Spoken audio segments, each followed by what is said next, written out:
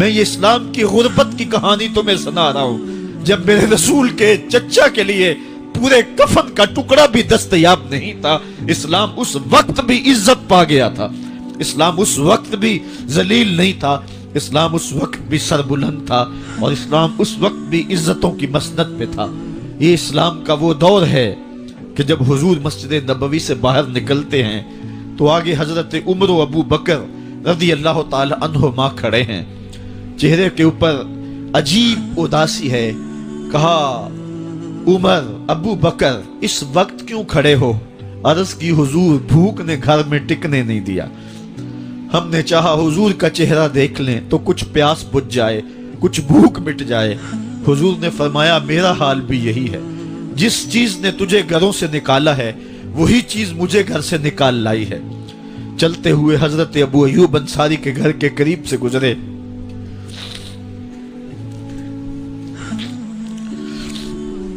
حضور کی خوشبو پا کے وہ باہر آ گئے۔ عرض کی بندہ نواز آج میرے مہمان نہیں بنتے؟ حضور نے کہا تمہاری مرضی۔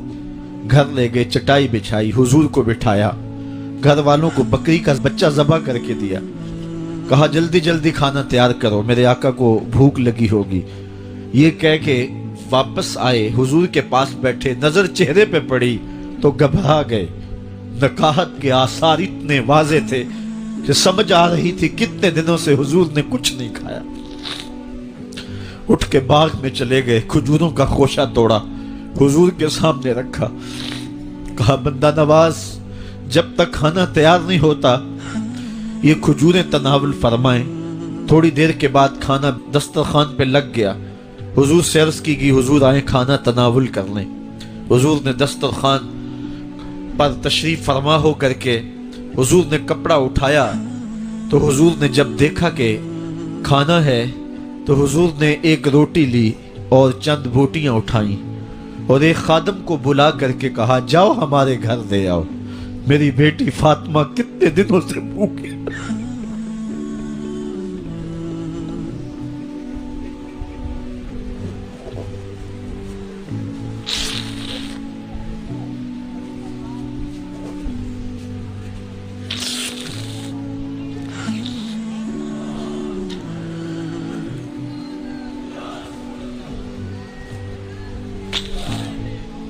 کہا جاؤ ہمارے گھر دے آؤ، میری فاطمہ کتنے دنوں سے بھوکی بیٹھی ہوئی ہے، مال کے کونین ہیں گو پاس کچھ رکھتے نہیں، دو جہاں کی نعمتیں ہیں ان کے خالی ہاتھ میں۔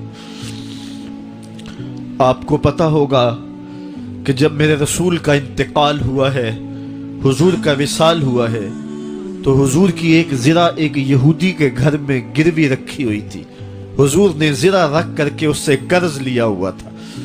یہ اسلام کی غربت کی کہانی ہے، اور پھر اللہ نے اسلام کو امارت کے رنگ بھی دیے۔ آؤ تمہیں کہانی سناؤں، حضرت عدی بن حاتم روایت کرتے ہیں، صحیح بخاری میں روایت ہے۔ یہ حاتم تائی کے بیٹے ہیں، کہتے ہیں میں حضور کی خدمت میں حاضر ہوا، ایک شخص آیا کہنے لگا حضور غربت نے میرا برا حال کر دیا ہے، اور اس نے شکایت کی، غربت کی، پسماندگی کی اور اپنی معاشی بدحالی کی۔ پھر ایک شخص آیا کہنے لگا حضور میرے پاس دولت تو ہے لیکن میں نے جس منزل پہ جانا ہے راستہ پر خطر ہے، تو میرے لیے کیا حکم ہے کہ میں کیسے راستہ طے کروں؟ تو یہ دو لوگوں نے یہ باتیں کی تو حضرت عدی کہتے ہیں کہ حضور نے روئے سخن میری جانب موڑا اور میری جانب مخاطب ہو کے کہا عدی تو نے ہیرا دیکھا ہے؟ عدی کہتے ہیں میں نے عرض کی حضور دیکھا نہیں، سنا ہے، ہیرا یہ شہر ہے عراق کا۔ تو حضور نے فرمایا عدی تو نے ہیرا دیکھا ہے؟ میں نے کہا نہیں حضور دیکھا نہیں، اس کا تذکرہ سنا ہے۔ فرمایا عدی اگر اللہ تجھے زندگی کی مہلت دے تو ہیرا سے ایک خاتون چلے گی، تو اپنی آنکھوں سے دیکھے گا اور مکے تک پہنچے گی اور اللہ کے گھر کعبہ کا طواف کرے گی، اور اس کو ہیرا سے لے کر کے مکے تک اللہ کے علاوہ کسی کا ڈر نہیں ہوگا۔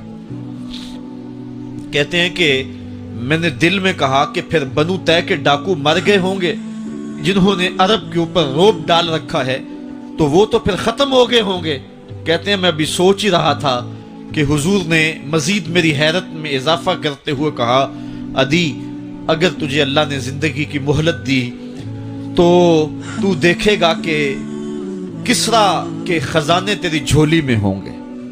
تو اس دور کی سپر طاقت تھی۔ میں نے کہا حضور کسرا بن ہرمز؟ حضور نے فرمایا ہاں کسرا بن ہرمز۔ کہتے ہیں کہ حضور نے پھر فرمایا عدی اگر تو زندگی پائی تو تو وہ دن بھی دیکھے گا کہ ایک شخص زکوٰۃ کی رقم لے کر کے، زکوٰۃ کی چاندی لے کر کے، زکوٰۃ کا سونا لے کر کے نکلے گا اور اس کو کوئی زکوٰۃ کا مستحق ہی نہیں ملے گا۔ حضرت عدی بن حاتم کہتے ہیں کہ پھر میں نے وہ منظر اپنی آنکھوں سے دیکھا کہ ہیرا سے ایک خاتون چلی اور مکے تک پہنچی اور امن ایسا تھا کہ اس کو اللہ کے علاوہ کسی کا ڈر نہیں تھا۔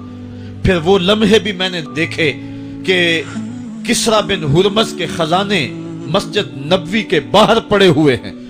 تو کہتے ہیں تیسری چیز میں دیکھ نہ سکا اور میں نے لوگوں کو کہا کہ یہ میں تو نہیں دیکھ سکا، میری شاید زندگی وفا نہ کرے، اور اگر تمہاری زندگی وفا کرے تو تم دیکھنا میرے آقا نے جو فرمایا تو دو باتیں تو پوری ہو گئی ہیں اور تیسری بات تم دیکھ لو گے۔ حضرت یحییٰ بن سعید فرماتے ہیں کہ حضرت عمر بن عبدالعزیز کا زمانہ تھا اور انہوں نے مجھے افریقہ کی جانب زکوٰۃ وصول کرنے کے لیے بھیجا۔ میں وہاں سے زکوٰۃ وصول کی اور پھر میں زکوٰۃ لینے والے مستحقین کو ڈھونڈنے لگا تو کہتے ہیں مجھے کوئی مستحق نہ ملا۔ پھر میں غلام پکڑتا اور اس کے پیسے دے کے اس کو آزاد کرواتا چلا جاتا۔ حضرت عمر بن عبدالعزیز کا زمانہ ہے کہ گورنر ہے عراق کا، وہ حضرت عمر بن عبدالعزیز کو لکھتا ہے کہ اتنی رقم ہے اس کا کیا کرنا ہے؟ تو عمر بن عبدالعزیز کہتے ہیں رقم لے کے یہاں نہ آنا، وہاں عراق کے لوگوں میں بانٹ دو، جو زکوٰۃ کے مستحق ہیں ان کو تقسیم کر دو۔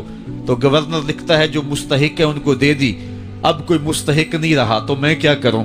تو حضرت عمر بن عبدالعزیز کہتے ہیں جو مقروض ہیں ان کا قرض اتار دو۔ تو کہتے ہیں کہ ہاں قرض بھی میں نے اتار دیا ہے، رقم پھر بھی بچ رہی ہے، کیا کروں؟ تو حضرت عمر بن عبدالعزیز نے پھر لکھا جو شخص شادی کرنا چاہتے ہیں ان کا حق مہر ادا کر دو۔ میں نے کہا کہ وہ بھی کر دیا ہے، رقم پھر بھی بچ گئی ہے، اب کیا کروں؟ تو حضرت عمر بن عبدالعزیز نے مجھے لکھا کہ جو غیر مسلم ہیں جنہوں نے ٹیکس دیا ہوا ہے، جتنا ٹیکس دیا ہے اس سے دگنے پیسے ان کو قرضے میں دے دو اور ان کو کہو جاؤ اس کا کاروبار کرو، کھیتی باڑی کرو، اور ساتھ انہیں یہ بھی کہہ دینا قرض کی فکر نہ کرنا اور زیادہ اس میں پریشان نہ ہونا، جب دے سکو گے دے دینا۔ یہ دور بھی پھر اسلام نے دیکھا اور یہ گھڑیاں بھی دیکھی، جب چتھڑے پہنے ہوئے تھے، جب پیوند لگے لباس پہنے تھے، جب پیٹ میں ڈالنے کے لقمہ بھی نہیں تھا، اللہ کا دین اس وقت بھی غالب تھا